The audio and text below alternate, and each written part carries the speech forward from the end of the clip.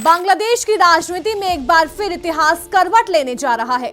5 दिसंबर यानी 17 साल का लंबा निर्वासन खत्म और लंदन से अपने वतन लौट रहे हैं वो शख्स जिन्हें बांग्लादेश की राजनीति का क्राउन प्रिंस कहा जाता है, यानी तारिक रहमान।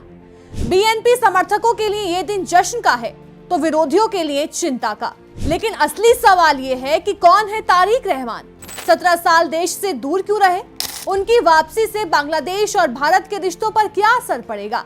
तारिक रहमान का जन्म 20 नवंबर 1965 को हुआ। उस वक्त बांग्लादेश एक आजाद देश नहीं बल्कि पूर्वी पाकिस्तान था। 1971 का मुक्ति संग्राम, यही वो दौर था जब बांग्लादेश ने आजादी की लड़ाई लड़ी। इसी दौरान तारिक रहमान को एक बच्चे के रूप में कुछ समय के लिए हिरासत में भी रखा गया। बीएनपी आज भी उन्हें दुनिया का सबसे कम उम्र का युद्धबंदी बताती है। उनके पिता थे जियाउर रहमान, जो बांग्लादेशी सेना के प्रमुख थे। 1975 में हुए तख्तापलट के बाद जियाउर रहमान सत्ता में आए। इसी तख्तापलट में शेख हसीना के पिता शेख मुजीबुर रहमान की हत्या कर दी गई। यहीं से शुरू हुई जिया परिवार और हसीना परिवार की दशकों पुरानी दुश्मनी, जिसे बांग्लादेश में कहा जाता है बैटल ऑफ द बेगम्स। 1977 से 1981 तक जियाउर रहमान बांग्लादेश के राष्ट्रपति रहे। उन्होंने ही बांग्लादेश नेशनलिस्ट पार्टी यानी बीएनपी की स्थापना की। लेकिन 1981 में चटगांव में हुए एक सैन्य विद्रोह में जियाउर रहमान की हत्या कर दी गई। तारिक उस समय महज 15 साल के थे। पति की हत्या के बाद सियासत की कमान संभाली उनकी मां खालिदा जिया, जो आगे चलकर 3 बार पीएम बनी। यहीं से तारिक रहमान को राजनीति का उत्तराधिकारी माना जाने लगा। 2001 से 2006 तक खालिदा जिया की सरकार थी और इसी दौरान तारिक रहमान बीएनपी के सबसे ताकतवर चेहरे बनकर उभरे। उनका नाम जुड़ा हवा भवन से, जिसे समानांतर सत्ता केंद्र कहा जाता था। आरोप लगे कि यहीं से मंत्रियों, अफसरों और ठेकों का फैसला होता था।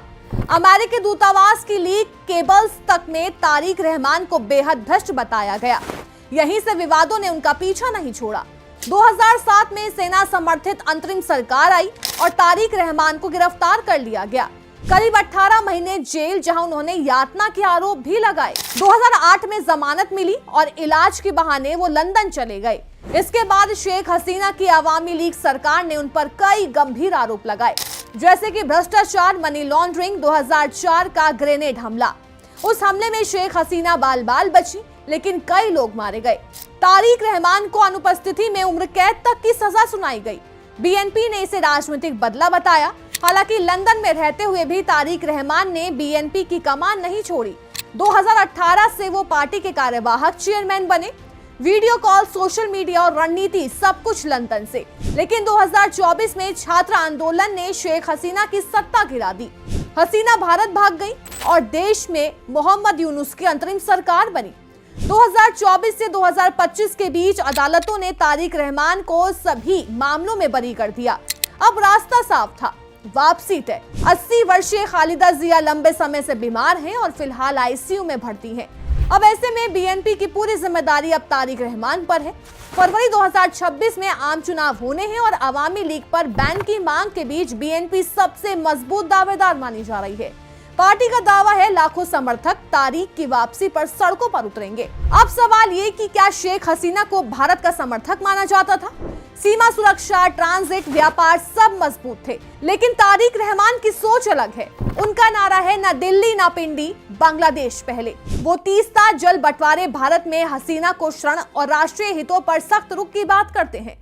हालांकि हाल में उन्होंने कहा है कि भारत से अच्छे रिश्ते चाहिए, लेकिन शर्तों पर। भारत फिलहाल अल्पसंख्यकों की सुरक्षा और क्षेत्रीय स्थिरता को लेकर सतर्क है। तो सवाल यही है, क्या तारिक रहमान बांग्लादेश को नई दिशा देंगे या पुरानी सियासी दुश्मनियों को और तेज करेंगे?